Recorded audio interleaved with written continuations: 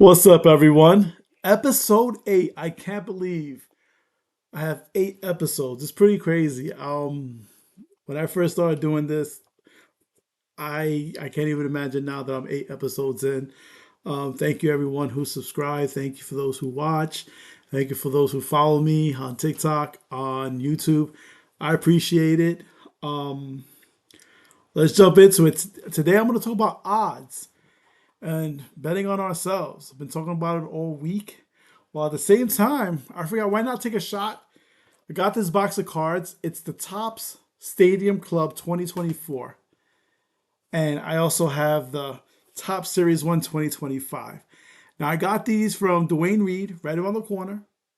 And I mean, there could be nothing in here. There's a potential chance for some parallel cards.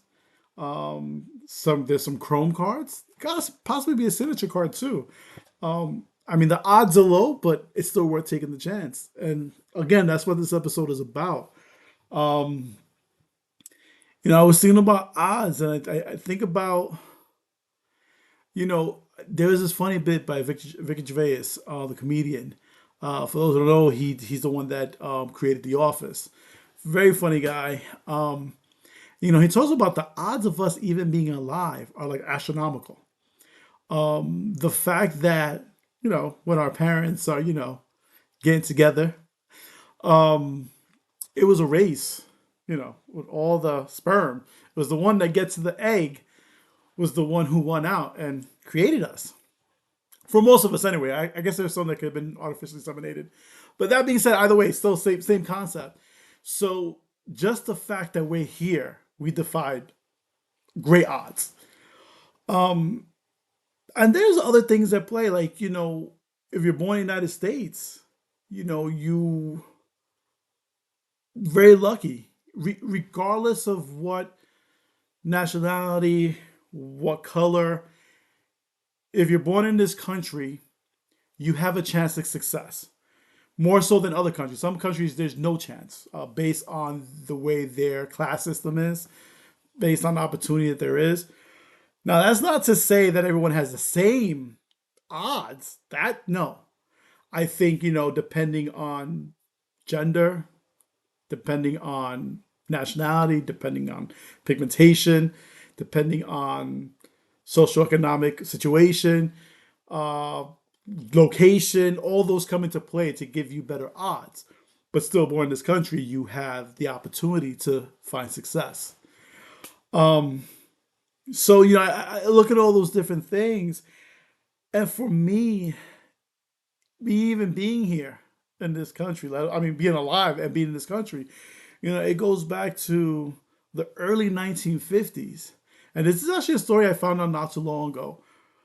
So the story was told to me by my aunt, who was also my godmother. So in some cultures, there's, in the Catholic religion, you go to church to get baptized, you have a godmother and a godfather. And I don't know if this was a Puerto Rican thing, I don't know if it was a Hispanic thing, I don't know if it was a Caribbean thing, but we also did the house baptism. So we had both. We had the church baptism, we had the house baptism. And each baptism had a set of godparents. So I actually have two godparents, I have two godmothers, and I have two godfathers. Ironic enough, my godfathers were crappy.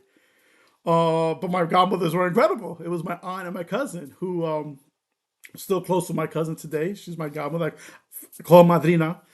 Spanish people do, they call her godmother madrina.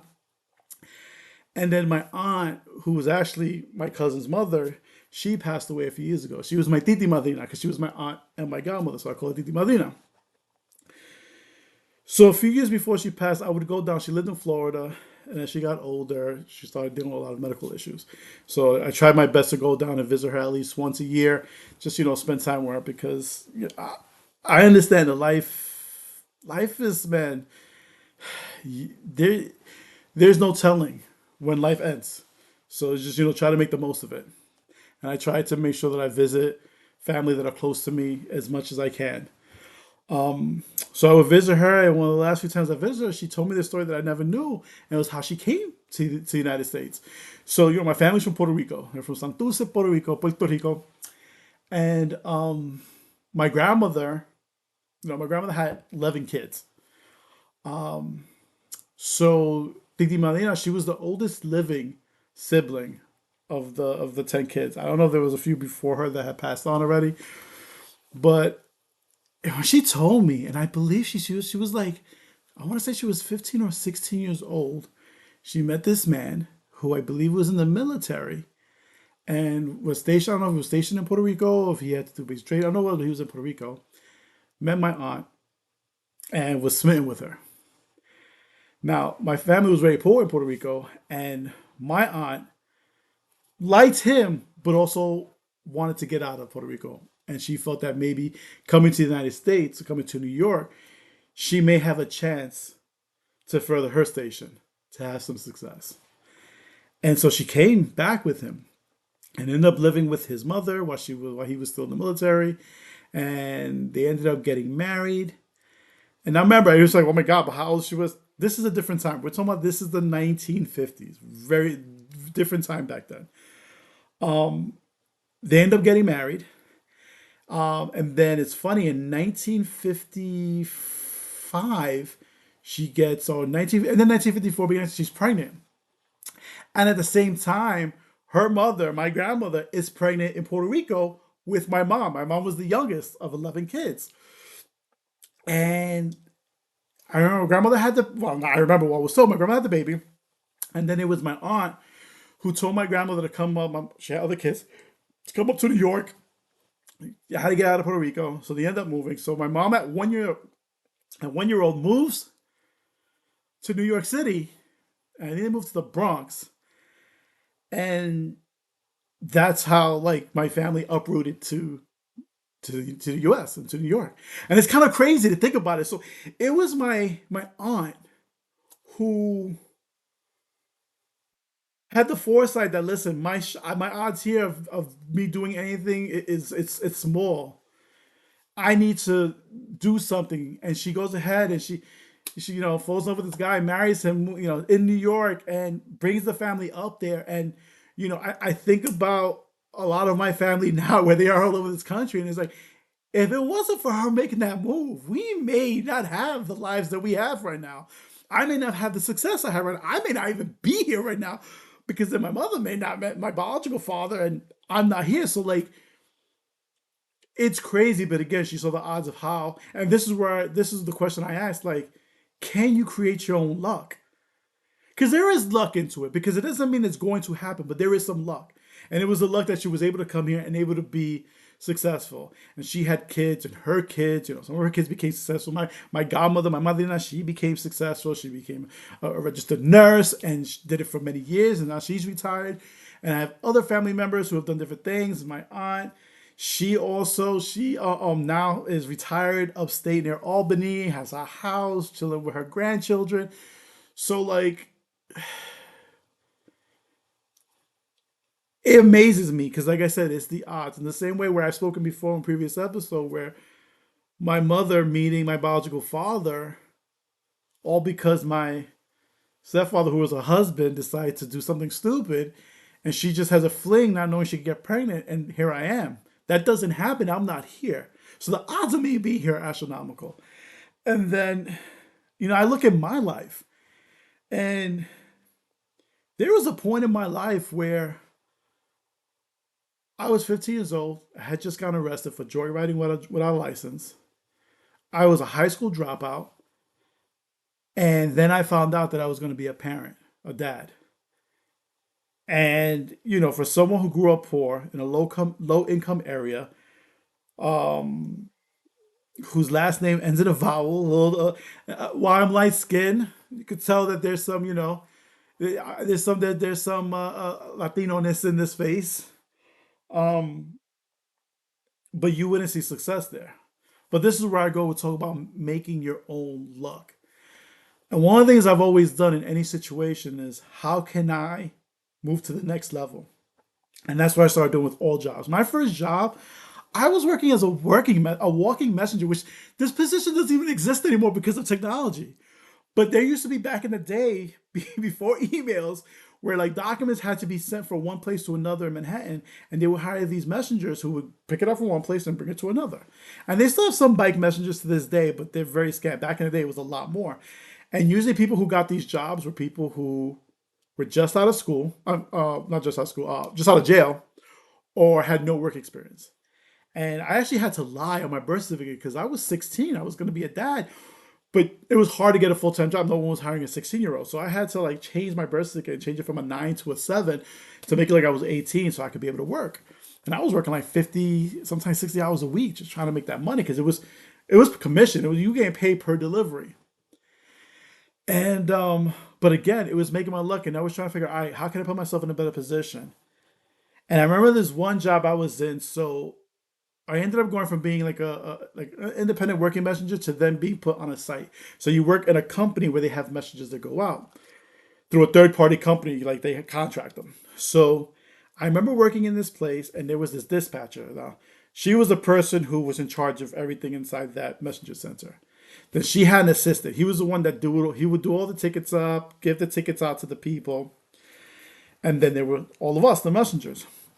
So I saw right away, like I want to learn what that assistant manager is doing. I want to learn how to do the tickets because I knew there were other sites. And if I get that knowledge, maybe I could then transfer to do that because I knew it was a little bit more money.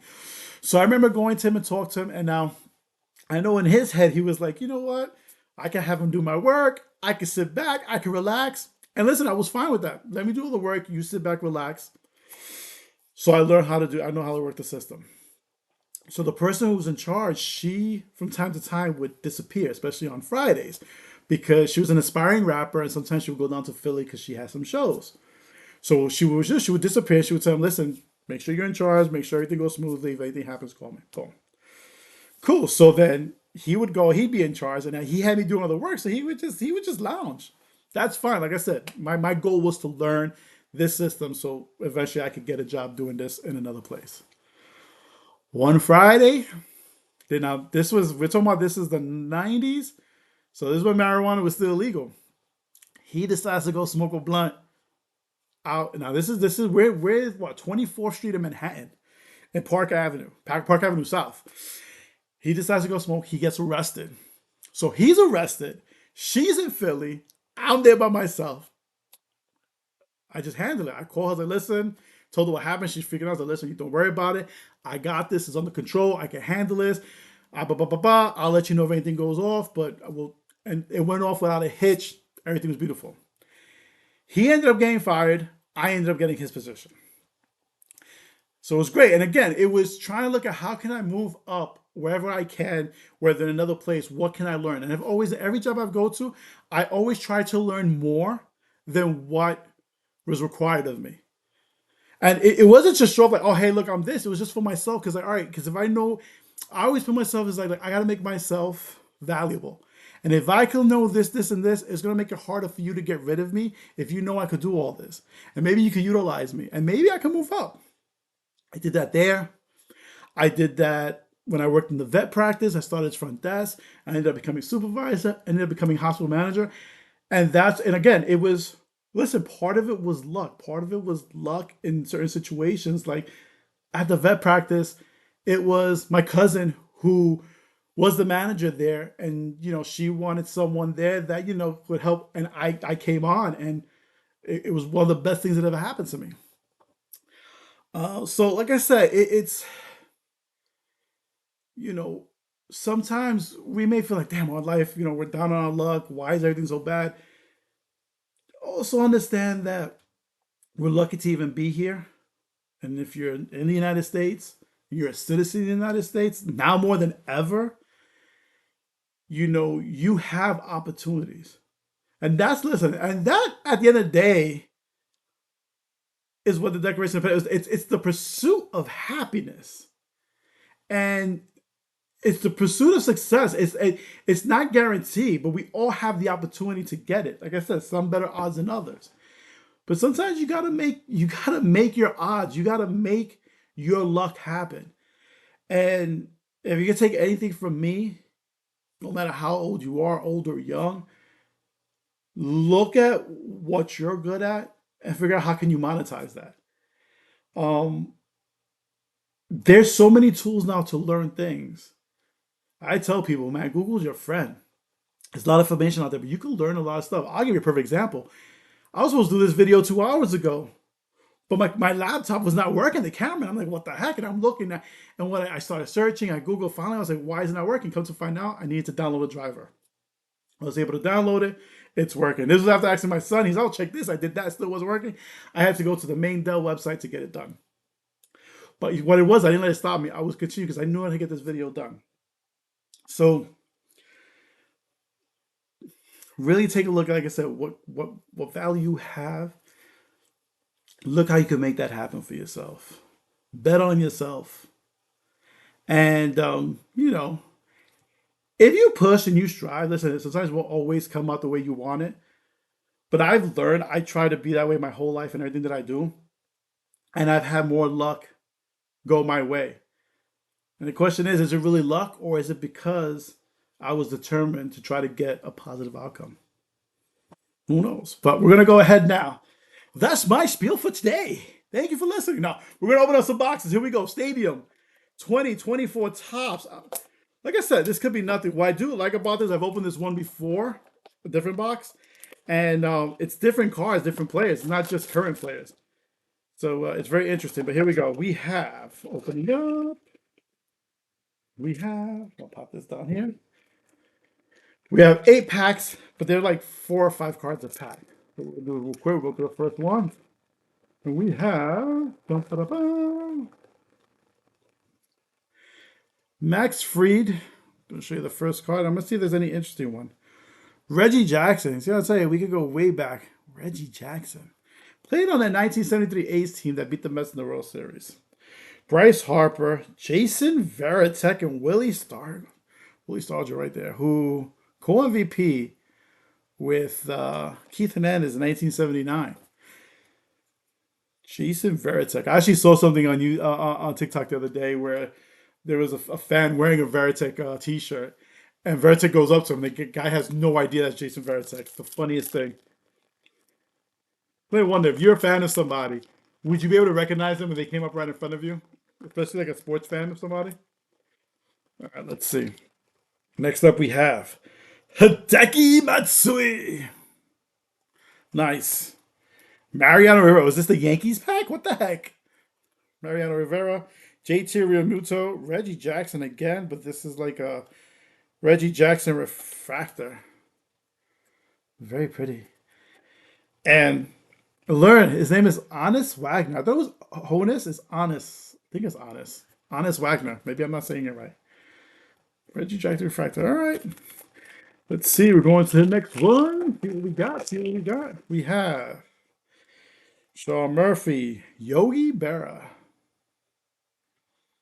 All right. Kyle Schwarber, David Schneider, Brian Reynolds. No Mets. What is up? The lack of Met love in these cards. Let me tell you. You see, I'm ready. Next week, baby. Michael Harris II.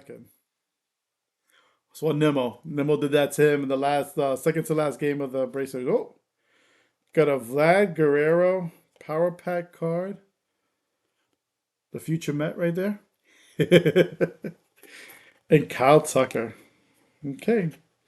Interesting cards, but still no Mets. What is going? I mean, future Mets, but no current Mets. What the heck is going on here? Let's see who we got here. Next up, we have the Bambino, Babe Ruth. Bernie, what is up with the freaking Yankees, man? Bernie Williams, O'Neal Cruz, Justin Steele. I feel like a refractor, but it's not. And Brian Hayes. Dude, that's like 5 Yankees. Old Yankees, new Yankees. Can I get a Met? Can I get some love? Can I get some Met love? The odds. The odds of me getting a Met card is rare. All right, now we got Braves, Mickey Mantle. This really is like the Yankee box right here. Yogi Berra, Babe Ruth, Mickey Mantle. This is crazy. Not one Met, though. Bernie Williams, Hideki Matsui. What's Mariano Rivera? What the heck? Can I get a Doc Gooden? Aaron Judge. This is the Yankee box. We're not going to call this house box. We're going to call this the Yankee box right here. Finally, a freaking Met. Kodai Senga. Kodai Senga, very nice card. I love the shadow in the background. You see this thing, you see some picture. It's his shadow. It's pretty cool. I actually got a sign. I have a signed cleats from Senga. It's pretty cool. All right, here we go. Last pack. We have another Yankee. Oh my God, Garrett Cole and Aaron Rizzo. You know what? I'm so over the Yankees, and of course, Aaron Judge. This is ridiculous. Special Forces card. You know what? So I opened up the Yankee box, and now I got to open up this box that has freaking Judge on the cover. Sometimes it's just bad luck. Sometimes you could have bad luck. Here we go. Let me get the box cut and open the thing. I try not to cut myself because, could easily see that happening. See what they got in here. Possible relic card. Possible autograph card. So this is it right here. So it comes in one pack. Interesting. I'm going to go ahead and open it. Oh, this is the first time I'm opening a Top Series 1 box. So I didn't realize it doesn't come in packs. It just comes in one box right here.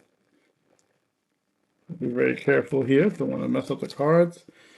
All right. Let me see. Interesting. Vlad Guerrero Jr. I'm gonna come across an interesting one. I'll show it to you right now. It's just regular like Jazz Chisholm. It's just regular Topps cards. Jackson Holiday. Edwin Diaz. Hopefully he has a bounce back year this year. All right. Let's see. Do we have anything fun?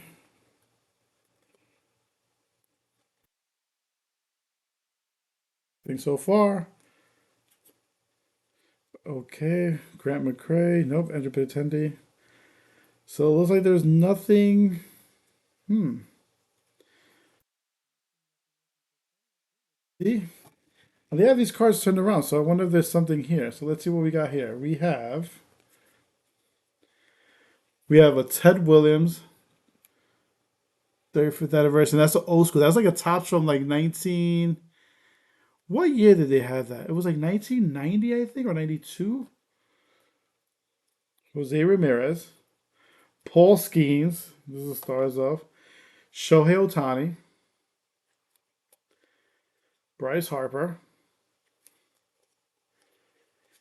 Cal Raleigh, Tanner Scott, who is now with the Dodgers, I believe. I believe he signed with the Dodgers. Christopher Morel and Matt Verley. So nothing wow. The Ted Williams card is pretty cool. That was a pretty cool card. So but yeah, it's pretty much like I said. With these, it's hit or miss, especially when you get them from Walgreens. It could sometimes you could get like a huge hit that you don't expect.